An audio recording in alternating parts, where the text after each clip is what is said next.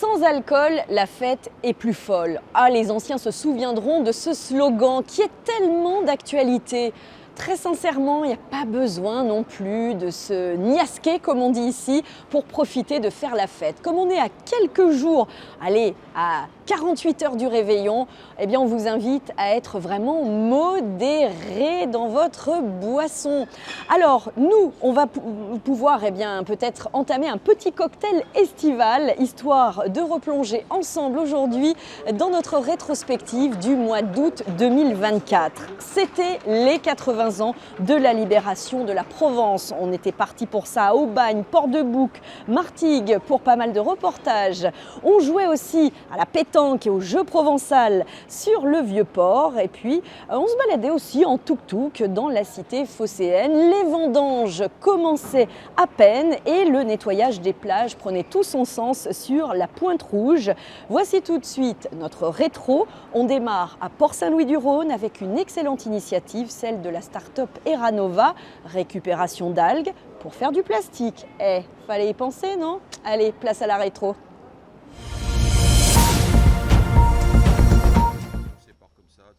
Et si vos objets du quotidien étaient fabriqués avec les algues de l'étang de Berre, c'est ce que fait la start-up Eranova. Elle récupère les algues pour en faire du plastique qui pourra servir à faire tout type de composants. L'entreprise travaille déjà avec le secteur de l'automobile, du sport et plein d'autres encore. Mais comment passe-t-on des algues au plastique? On écoute Xavier Marcat, directeur industriel d'Eranova.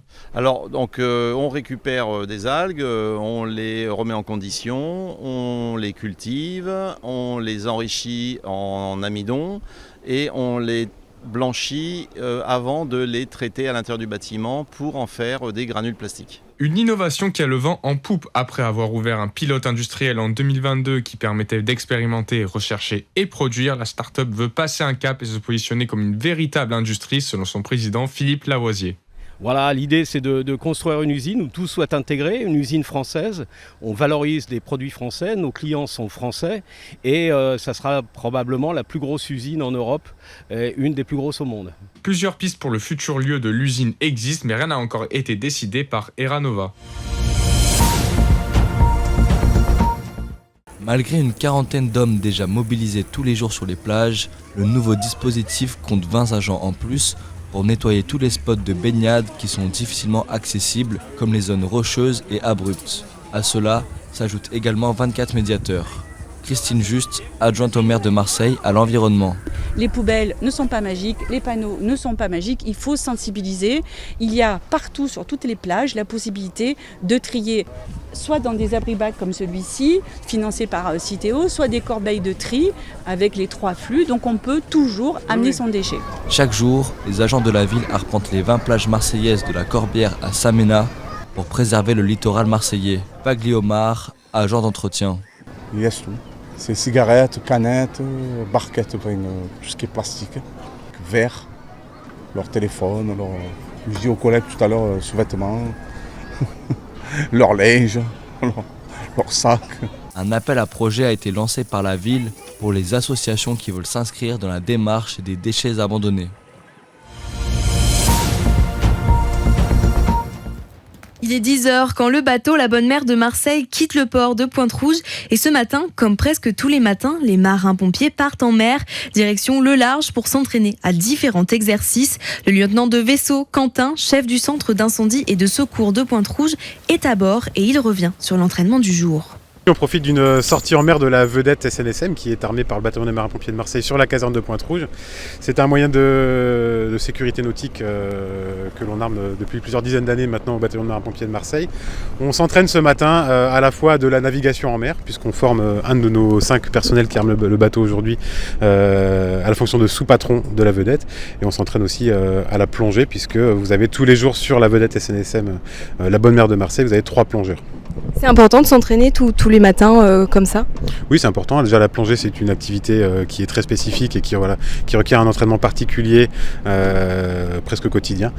Et la fonction de l'entraînement à la navigation est lui aussi important, puisque l'activité opérationnelle de la vedette sur Marseille, notamment l'été, est intense.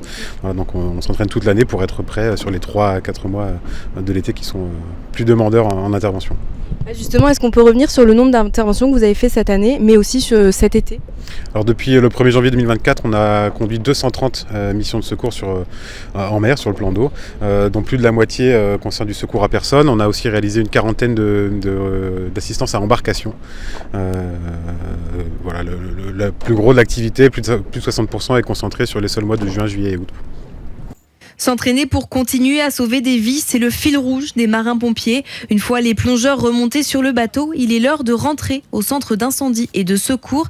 Et tout ça dans une ambiance conviviale. Pour les plongeurs, la session dans l'eau est finie, mais ils retrouveront la mer très bientôt.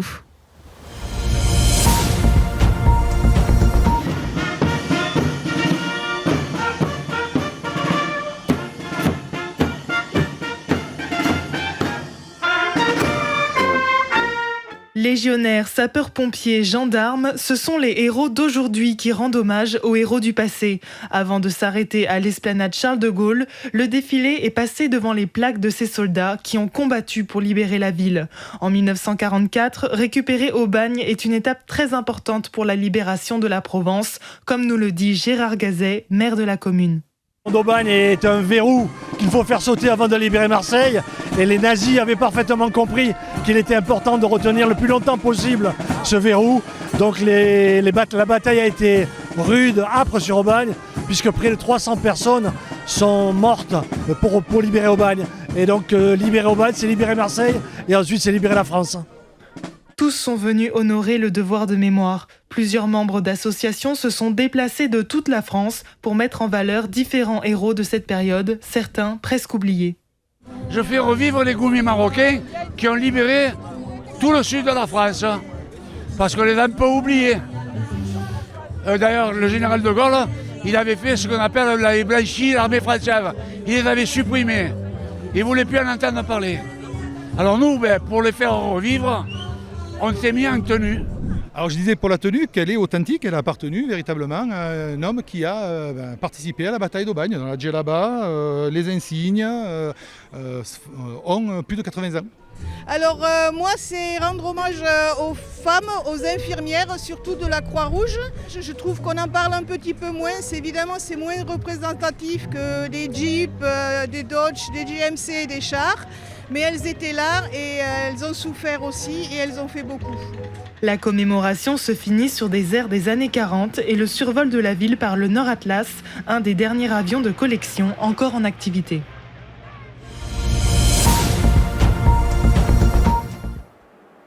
On oublie complètement Port-de-Bouc, mais les Allemands aussi ont oublié Port-de-Bouc, tout simplement parce que les Allemands, quand ils quittent Marseille, déjà ils ne veulent pas quitter Marseille. Le 16 août, Hitler donc ordonne la retraite de la 19e armée allemande et il ordonne aux troupes qui sont en garnison à Marseille et à Toulon de résister jusqu'à la mort. Donc les Allemands qui sont à Marseille vont se rendre. Mais avant de se rendre, ils vont vraiment saccager le port parce qu'ils savent très bien qu'il ne faut pas que les Alliés récupèrent un port en eau profonde. Par contre, ils vont complètement passer à côté de Port-de-Bouc, qui est aussi un port en eau profonde. Et donc, l'armée française et l'armée américaine vont pouvoir utiliser très rapidement Port-de-Bouc pour pouvoir faire venir tout le matériel destiné donc aux troupes de la première armée et de la 7e armée américaine qui remontent la vallée du Rhône et les Alpes, mais aussi pour les troupes alliées qui ont débarqué en Normandie, qui ont beaucoup moins de renforts et de matériel à cause des ports Mulberry qui ont été détruits durant une tempête au début du mois de juin. C'est des centaines de milliers de litres d'essence, c'est des centaines, par exemple, de rations K, qui sont les rations de combat qui sont utilisées par l'armée américaine, qui sont utilisées par l'armée française aussi pour pouvoir nourrir les soldats. Ça va être aussi des jeeps préfabriqués en caisse. Ça va être des camions qui vont être livrés, ça va être des dizaines et des dizaines de blindés, et ça va être aussi l'arrivée de troupes qui seront peut-être moins, qui sont des troupes de renfort pour l'armée américaine. Ce sera aussi beaucoup d'infirmières, des médecins, en sachant que l'armée américaine, elle a besoin vraiment de ce port pour pouvoir continuer à nourrir son effort de guerre.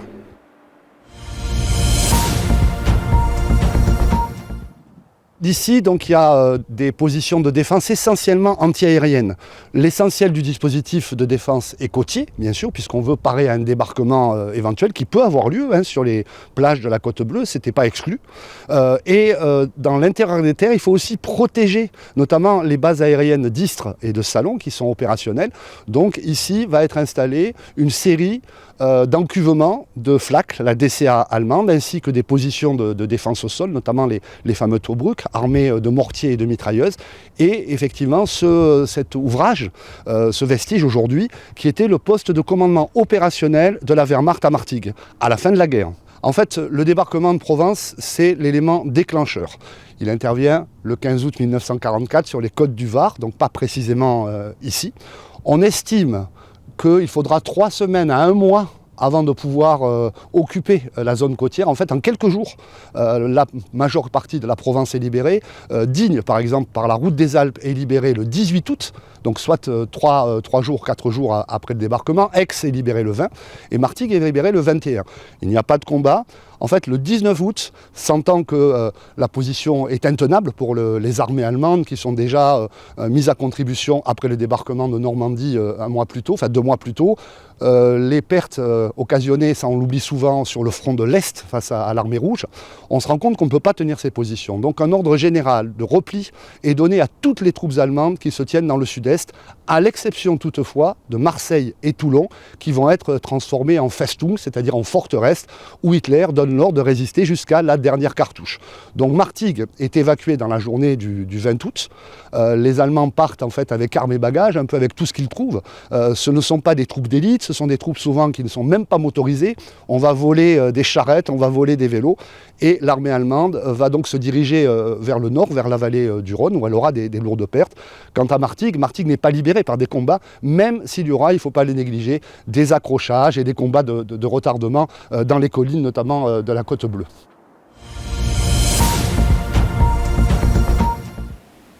Rapport sur la situation à Port-de-Bouc à la date du 21 août 1944. Lieutenant-colonel François Grandry, militaire parachuté pour préparer le débarquement, mission d'anti-sabotage caïque. Les forces françaises de l'intérieur sont maîtresses du pays, de Châteauneuf à Fos. Les Allemands ont évacué après les destructions. Quelques isolés tiraillent vaguement. Les chercheurs et les historiens positionnent Port-de-Bouc comme une infrastructure portuaire majeure au cours du débarquement de la Provence, du fait de la rapidité en fait, de mise en œuvre de l'amarrage des Liberty Ships à Port-de-Bouc et la quantité importante de matériel et de carburant qui ont transité par Port-de-Bouc au moment de la libération. À partir du 21 août, tout se met en œuvre pour dégager les quais, dégager les grues et les pontons qui ont été endommagés par le départ des Allemands, qui ont été sabotés par les Allemands. Effectivement, dans les premiers jours et les premières semaines, Port-de-Bouc va être la plateforme logistique des troupes alliées. Effectivement, en termes de tonnage et en termes de quantité, c'est Port-de-Bouc qui va tenir l'élan des troupes alliées, alors que Marseille et Toulon, qui sont des ports militaires plus importants, eux, ils sont en cours en fait de libération. Et donc, Port-de-Bouc, libéré dans un premier lieu, va permettre cette accessibilité à la logistique des troupes alliées.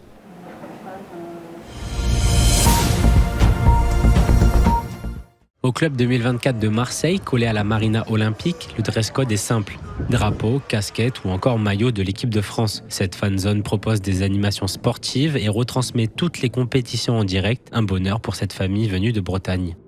C'est l'occasion unique de fêter ça, surtout avec les enfants. Voilà, j'espère qu'ils reverront ça de leurs propres yeux. Donc c'est génial. Ouais. Et voilà, ils vont goûter à tous les sports. Les enfants maintenant ils ont la chance d'avoir accès à beaucoup de sports, donc c'est génial. Il y a une ambiance extraordinaire, donc voilà, on est comme des gosses nous aussi, donc c'est top. Quelques centaines de mètres plus loin sur la corniche, des amateurs de voile sont regroupés. Sous leur parasol et munis de leurs jumelles, ils peuvent suivre toutes les régates, faute d'avoir obtenu un billet. Comme Johan Dahlberg, son frère Anton représente la Suède dans les épreuves de voile. Mon frère est en train de faire la régate, très concentré pour suivre ce qu'il fait. Hier, nous avions nos tickets pour la marina, nous en avons aussi pour demain, mais aujourd'hui, comme nous n'en avions pas, nous sommes installés ici avec nos jumelles pour observer la course. L'endroit est très agréable, la vue est parfaite et nous avons des sièges et un peu d'ombre. Les épreuves de voile et les animations du club 2024 seront présentes jusqu'à dimanche, dernier jour des Jeux Olympiques.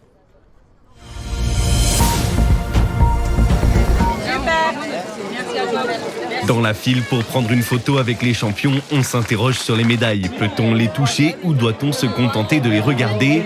Autour de son cou, elle en a 2 en or. Béatrice Chebet enchaîne les selfies avec une patience déconcertante pour le bonheur de ses fans miramasséens. La délégation kenyane, quand on s'intéresse à un beau sport d'endurance, c'est les meilleurs et depuis très très longtemps. On rêve quand même si on a 25, 30, 40 ans, ça change pas. Qu'est-ce qui s'est passé quand tu as touché la médaille ?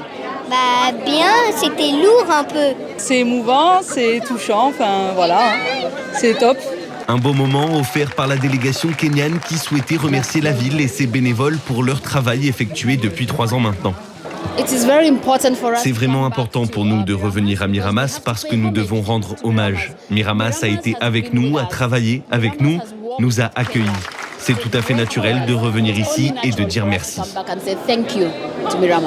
Avec 11 médailles, dont 4 en or pour le Kenya, Miramas a laissé entrevoir de quoi elle était capable. Il n'y a pas que le Kenya qui frappe à la porte en ce moment. Il y a une partie du Maghreb et africains qui sont intéressés pour venir. Ils ont regardé ce qui s'est passé. Mais bon, moi, je ne suis pas un centre international, donc il y a quand même des limites. Mais on va avoir des discussions aussi, bien sûr. Mais la priorité pour nous, c'était le Kenya. Mais je sais qu'il va y avoir des relations dans quelques mois pour parler d'autres pays qui veulent venir s'entraîner l'hiver en Provence. Si le maire de la ville, Frédéric Vigourou, en plaisante, pour le moment, Miramas s'est confirmé avec ses JO comme véritable point névralgique de l'athlétisme français et international.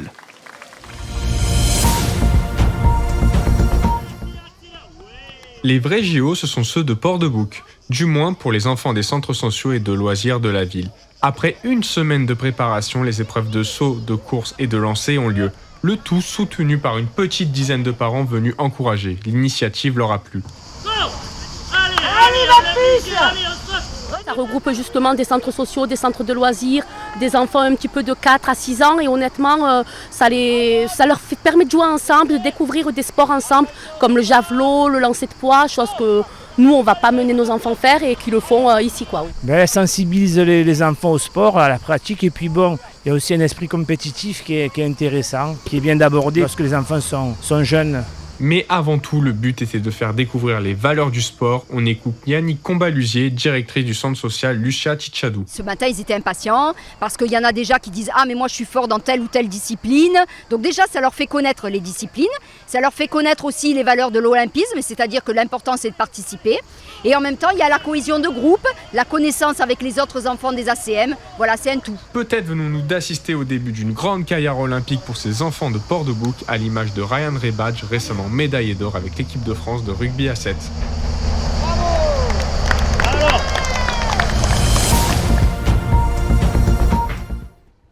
On va utiliser les manivelles que je vais sortir et mettre. On va utiliser une manivelle et on va pouvoir faire le réglage final en mettant la tension que l'on veut dans notre voile. Dernière recommandation pour Denis avant de prendre le large à bord du voilier avec son équipe. Le skipper a une mission bien précise. Je suis là pour leur apprendre, les fondements du fonctionnement, d'un bateau à voile, discuter un peu de leur parcours et leur parler des différentes possibilités d'emploi, de profession qu'offre l'environnement maritime.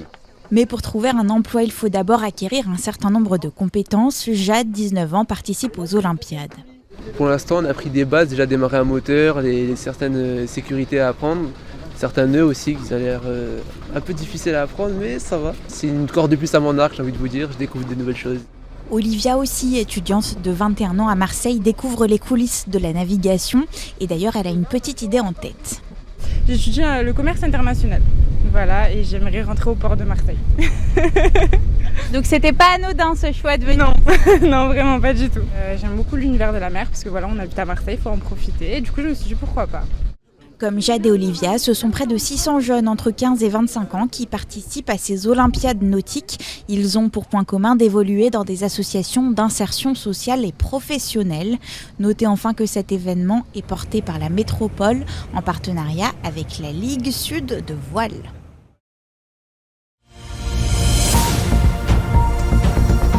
Effectivement, c'était le sport debout le plus populaire dans les années 1800. Pour en parler, Christian Bosque, conseiller municipal délégué à la culture provençale. Dans les films de Marcel Pagnol, que ce soit dans Fanny ou La gloire de mon père, c'est pas le jeu de boules ou la pétanque, c'est au jeu provençal. Donc c'était l'occasion, dans le cadre de l'été marseillais, de faire connaître ce que c'était le jeu provençal. Ça fait partie de nos traditions, ça fait partie de la culture marseillaise, de la culture provençale. Un jeu historique donc, qui peu à peu a été remplacé par la pétanque. Rétrospective de Patrick Farah, du comité de jeux provençal. Et un beau jour, dans les quartiers de La Ciotat, au boulodrome Jules Lenoir, ce monsieur Jules Lenoir étant rempli d'arthrose, il n'arrivait plus à faire le pas pour pointer, les 3 pas pour tirer. Et il a dit, moi je vais jouer les pieds tanqués dans le rond. Et les pieds tanqués, c'est devenu la pétanque. Entre pétanque et jeu provençal, quelques règles changent. Explication de Maxime, jeune joueur. À la pointe, on fait un pas. On peut jouer jusqu'à 15 à 20 mètres. Et pour tirer, c'est 3 pas et sur la boule. Le tir, c'est ce qui nous fait rajouter des points. C'est moins important que la pointe, parce que la pointe, c'est ce qui nous fait gagner. Le terrain reste en accès libre tout l'été. Des animations et des initiations auront lieu une fois par semaine. Ça, c'est mieux.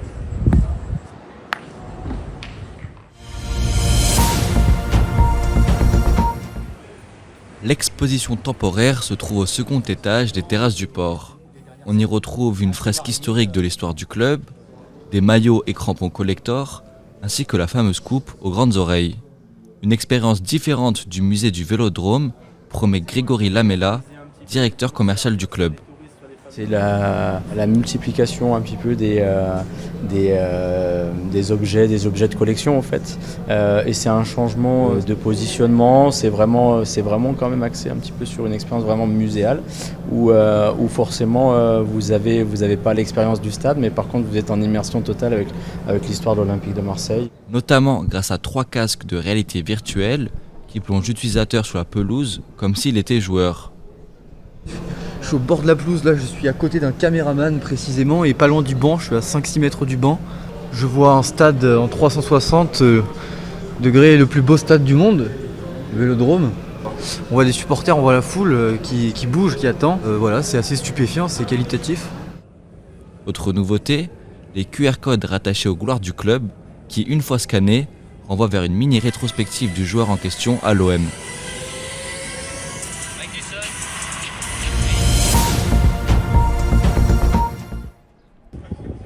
Et c'est Sophie qui nous conduit. Elle nous raconte son quotidien au guidon du tuk-tuk. Et vous, tous les jours, c'est ça? Tous les jours, ouais. 9h-19h, on est là, en fait, pour faire nos petits allers-retours et embarquer les gens sur le parcours, quoi. Après, on essaye de le proposer largement. On ne se cantonne pas aux gens qui ont des problèmes de mobilité. Hein. Voilà, il faut que c'est un service qui est avant tout ouvert à tous. Et puis, c'est tellement agréable. C'est l'occasion d'une petite balade sur le port, sans voiture, profiter de la vue, du soleil, de l'atmosphère marseillaise, c'est super quoi.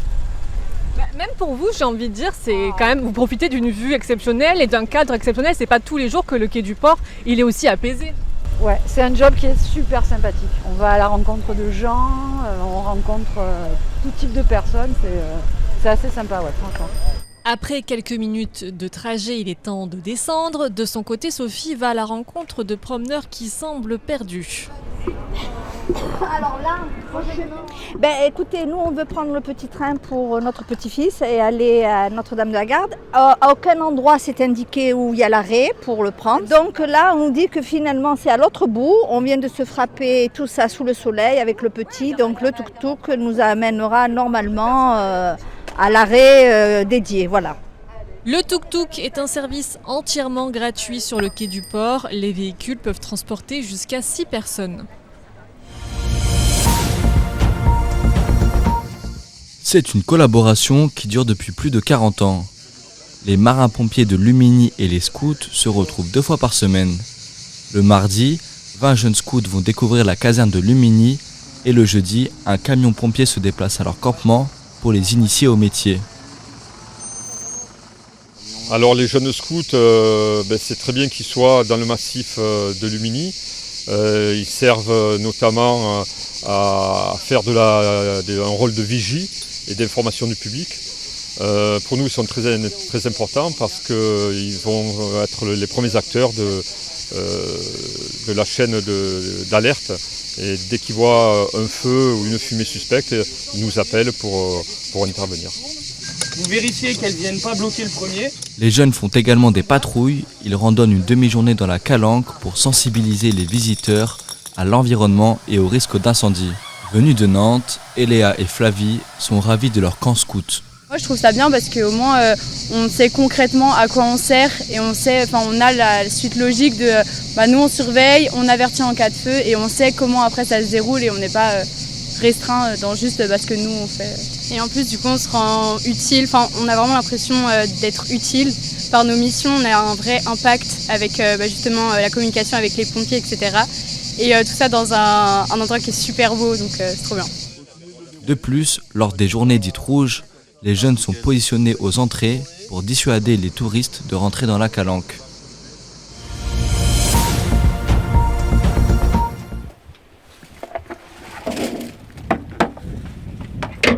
Ce matin, les vendangeurs s'activent dans une parcelle plantée du cépage Grenache. À la retraite depuis 2006, Richard Martégal-Purjus fait les vendanges chaque année, même si c'est un peu physique. Oui, c'est physique, bien sûr que c'est physique, mais ça va, ça se fait. C'est un plaisir aussi, j'ai l'impression. C'est un plaisir, il faut que ce soit un plaisir, sinon on reste à la maison. Et le vin de Saint-Julien, vous le buvez quand même, celui que vous avez cueilli? Bien sûr qu'on le boit. Et on l'aime bien même. Quelle couleur vous préférez? J'ai pas de préférence moi. Rouge, blanc, rosé, c'est tout pareil. Ils sont tous bons. Et c'est tout pareil, ouais.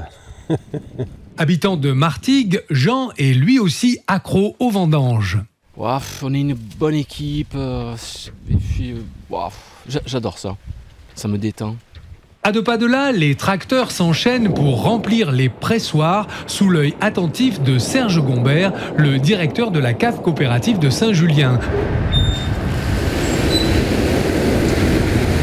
Alors, 2024 sera-t-elle une année aussi bonne que 2023 ? Une année un peu plus délicate au niveau de suivi des maturités. C'est un petit peu plus hétérogène, donc ça demande un peu plus de suivi au niveau du vignoble. Mais le raisin qui rentre et qui est rentré déjà aujourd'hui et qu'on attend sur les prochaines semaines devrait être de belle qualité. Oui.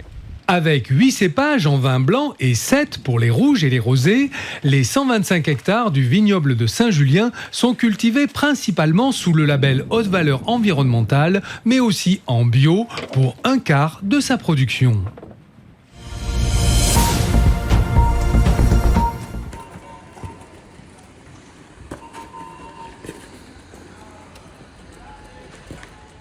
Je fais partie du groupe artistique donc Chouglou et là on est avec le groupe artistique Les Pas Perdus, qui sont 2 groupes artistiques marseillais implantés depuis plus d'une dizaine d'années.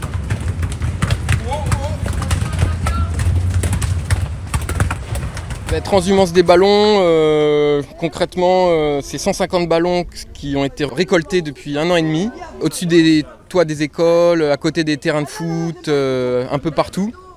Qui étaient dans un statut un peu de solitaire, endormi, et qu'on a donc récupéré, réparé et qu'on remet en jeu aujourd'hui sous forme de transhumance, c'est-à-dire qu'on essaye de les réadapter en fait au jeu.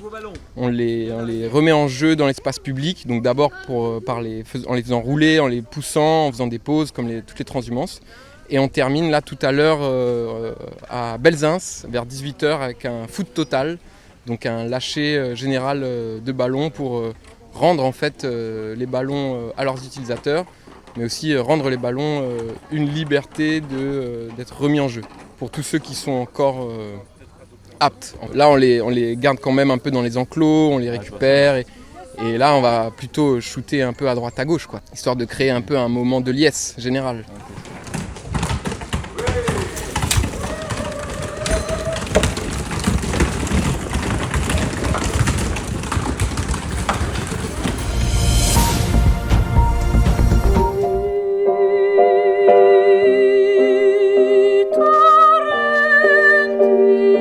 Mis à part un piano et des partitions, on pourrait croire que la scène de l'auditorium du site Pablo Picasso attend un cours de pilates, avec ses gros ballons et ce banc à la forme bizarroïde. C'est que la technique de chant de Sophie Pongiklis passe par une approche un peu sportive. Oui.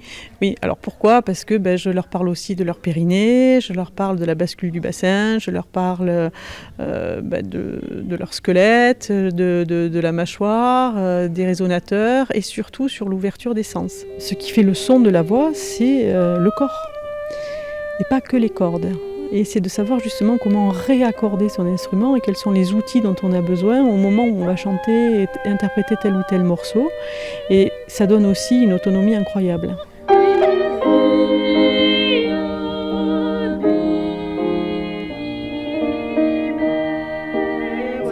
On peut aussi imaginer de faire ce même exercice en vous mettant chacune sur des ballons. Je leur parle aussi beaucoup de leur ancrage au sol, je leur parle de leur sacrum, je leur apprends à se réapproprier leur instrument parce que justement on se réaccorde et on met notre instrument en état de se mettre à vibrer.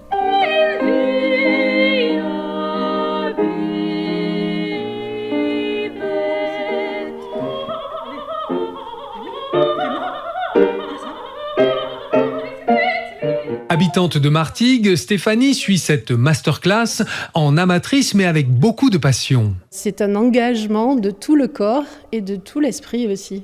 Voilà, c'est le chant lyrique, c'est magnifique pour ça, c'est que ça demande d'être à la fois ancré et à la fois guidé jusqu'au ciel.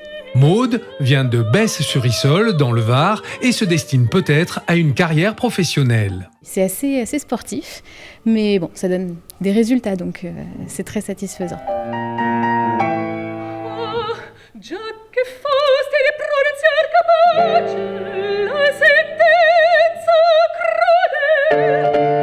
Les 7 stagiaires de Sophie Pongiklis donnent un concert gratuit à l'auditorium du site Pablo Picasso de Martigues ce vendredi 30 août à 20h.